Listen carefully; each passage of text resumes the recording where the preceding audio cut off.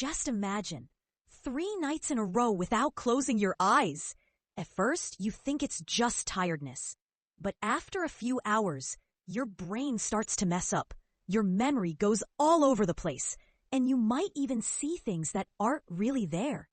So the big question is, what happens to our body if we stay awake for 72 hours?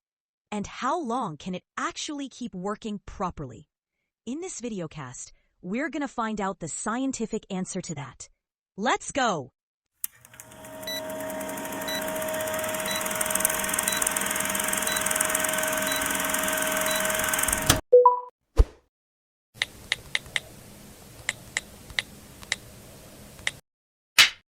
Imagine your body as this incredibly complex, finely tuned engine.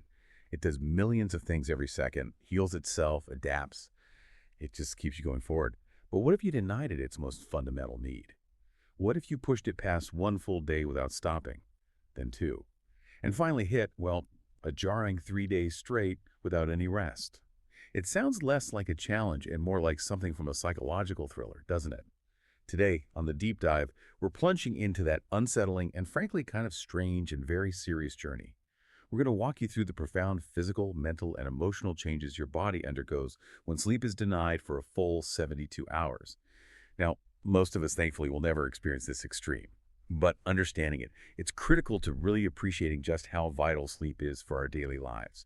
Our mission today is to take you on a step-by-step story of what happens, drawing directly from the latest research, so you can grasp this incredible journey into extreme sleep deprivation and understand what it means for your own well-being. It's a powerful reminder. Sleep isn't a luxury item. It's the non-negotiable, essential daily maintenance that keeps your entire system from, grinding to a halt. Okay, let's unpack this a bit. Before we dive into the intense timeline, the pushing past limits, let's ground ourselves. What's really happening when we do sleep? Why is it so, non-negotiable? You've really hit on something fundamental there. Sleep is when your body's internal pit crew just springs into action, performing vital repair work. Think of it like your daily system refresh, an overhaul, really. Right. While you're resting, your cells get repaired. Your brain literally washes away waste products. That's the glymphatic system at work. It consolidates memories, balances crucial hormones, recharges your entire immune system. It's a comprehensive maintenance cycle. Right. So when sleep is denied, these critical jobs, they don't just slow down, they simply don't happen properly. Your engine, to use your analogy, isn't getting its oil changed or its filters checked or those small necessary fixes, and we all know what happens then. Absolutely. It starts to complain, doesn't it? A little sputtering here, maybe strange clunk there. And that brings us to the beginning of this really remarkable yet concerning journey. Let's start with the 24-hour mark, 1 full day without sleep. Many of us have probably brushed up against this, after a long night or a super early start. What are those first dominoes that fall? Yeah, at 24 hours, you're definitely past simple fatigue. Your body is actively signaling distress. Physically, you'll see a measurable decline. We're talking cognitive and motor functions. Reaction times slow down significantly. How significantly? Like imagine missing a red light by just a hair, or fumbling for something you're reaching for, it's noticeable. You might also notice small sensory distortions, maybe slightly blurred vision or sounds aren't quite as crisp. And internally, your body reads this lack of sleep as stress. So you get a surge in stress hormones, cortisol, adrenaline, trying to keep you artificially alert. The fight or flight kicking in inappropriately. Exactly. And mentally, emotionally, your focus becomes fragmented. Memory retrieval is noticeably weaker. Your judgment is compromised, which makes tasks like driving or doing detailed work genuinely risky. Yeah, I can see that. And then there are the mood shifts, irritability, impatience, just this pervasive sense of being uncomfortable in your own skin. So it's definitely not just about feeling sleepy. It's a measurable decline across the board. But what happens when you push beyond that initial threshold? When the fatigue isn't just a nuisance, but it's this persistent, escalating demand? What new shifts occur as we approach, say, 36 hours? Well, by 36 hours, your body's attempt to compensate really starts to buckle under the pressure. Your metabolism, for instance, gets completely disrupted. How so? It can show up as noticeable swings in body temperature or a really unpredictable appetite you might feel, starving 1 minute, then completely lose your desire to eat the next. Your blood pressure can start to creep up slightly, and critically, your immune system. It begins a noticeable decline in effectiveness. So you're more vulnerable. Exactly. More vulnerable to pathogens, infections.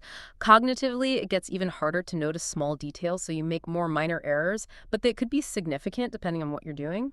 And this is also where things start to get genuinely surreal. Surreal. Yeah, you might begin to experience mild hallucinations or misperceptions of your environment.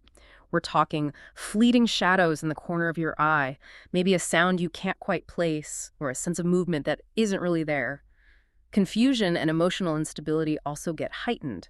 It's a clear step up from 24 hours. That's a stark picture. Wow. So it's not just a fuzzy mind. Your actual perception of reality is starting to fray. Now we hit 48 hours, 2 full days. This is where things get, well, truly alarming, right? How does the brain try to cope? And what are the body's more desperate reactions? Right. At 48 hours, your brain starts employing some pretty desperate tactics. This is where microsleeps become really prominent. Microsleeps. What are those exactly? They're not conscious naps. They are tiny, completely involuntary bursts of sleep, often just a few seconds long. Your brain basically forces a brief shutdown without you even being aware of it. Whoa. Yeah, you might find yourself just staring blankly, lose a moment, and then sort of snap back with no memory of drifting off. That sounds dangerous depending on the situation. Extremely. Physically, motor control degrades significantly too. Hands can become shaky, hand-eye coordination gets worse, your muscles feel heavy almost, foreign. And those earlier hallucinations, they become much stronger, more frequent. You might genuinely see or hear things that aren't there with alarming clarity. Gosh. Emotionally, the instability deepens. We're talking intense anxiety, sudden plunges into low moods, dramatic mood swings that are really hard to manage, and it becomes remarkably difficult to keep track of basic orientation. You might genuinely lose track of time or even where you are. Disorientation becomes a real factor. It's chilling to think about the brain just Yeah. unilaterally deciding to take these tiny naps, regardless of what you're trying to do. Yeah. So what does this all culminate in when you reach the ultimate target of our deep dive, 72 hours? 3 full days without sleep. What's the body's state at this critical point? At 72 hours, well, your body is no longer merely complaining. It's in a state of severe crisis. Every major system is under immense strain. Like what specifically? Your heart has to work significantly harder. That leads to an elevated heart rate, increased cardiovascular stress. The vital cellular repair and waste clearance we talked about earlier, they're now severely compromised, maybe even completely halted in some processes. Your immune system is profoundly weakened. That leaves you highly susceptible to getting sick. Right. Your internal thermostat, blood pressure, hormonal balance, they're all completely out of whack. Right. This can cause unpredictable symptoms like excessive sweating or feeling intensely cold, or the opposite. And mentally. Emotionally. Cognitively, your functions are profoundly impaired. Thinking is severely disorganized. Memory is unreliable, patchy. Hallucinations are no longer fleeting. They can be vivid, complex, almost constant. You might also experience delusions. Delusions. How's it different from hallucinations? Hallucinations are seeing or hearing things that aren't there. Delusions are believing things that are demonstrably untrue, holding fixed, false beliefs despite evidence. Individuals often feel this deep sense of detachment from reality, a profound disconnect from their own body or mind. Depersonalization, derealization. Wow. And emotional control. It's virtually non-existent. You might see sudden, uncontrolled bouts of crying or anger or even inappropriate laughter. Very little regulation. That sounds absolutely terrifying. Like your own body has turned against you. Your internal engine at this point. It's not just sputtering, it's violently shaking, steam pouring out, every warning light screaming red. It's basically begging for a complete shutdown. That's a very apt analogy. It really is a system in crisis. So this raises a really important question then. What if this isn't just a one-off extreme event, maybe for a challenge or due to circumstance? What if it becomes a pattern? What are the potential long-term consequences if sleep isn't recovered properly? Or if this kind of severe deprivation happens repeatedly over time? Yeah, looking at the broader picture, the long-term damage can be quite pervasive. It's not just about bouncing back after one bad stretch. Physically, chronic sleep deprivation significantly increases your risk of developing serious cardiovascular problems. Things like heart disease, chronic high blood pressure. Your metabolic health suffers too. Disrupted blood sugar regulation, that leads to an elevated risk of type 2 diabetes. And that persistently weakened immune system we mentioned, it means you could be constantly fighting off infections, maybe struggling with chronic illness more easily. And what about the brain? Mental health? The impact there is equally severe. Ongoing mental health challenges like chronic anxiety and depression can emerge or certainly get worse. You can also develop long-term sleep disorders like insomnia, ironically, and crucially, your memory and learning abilities can suffer lasting impairment. The brain areas responsible for these functions, like the hippocampus, they need consistent good sleep to stay healthy and efficient. Damage can accumulate. It's clear the risks are profound, and the consequences can really echo through your life. So, given this extreme state, this deterioration, can someone actually die from 72 hours without sleep? Is that possible? Okay, this is a critical point to be clear on. In an otherwise healthy person, 72 hours of sleep deprivation usually doesn't directly cause immediate death from, say, organ failure alone. The body is resilient up to a point. However, and this is a big however, it drastically amplifies risks, especially for people with existing health issues. Like what kind of issues? Heart conditions, high blood pressure, serious mental health conditions, weakened immune systems. For them, the stress could push their system over the edge.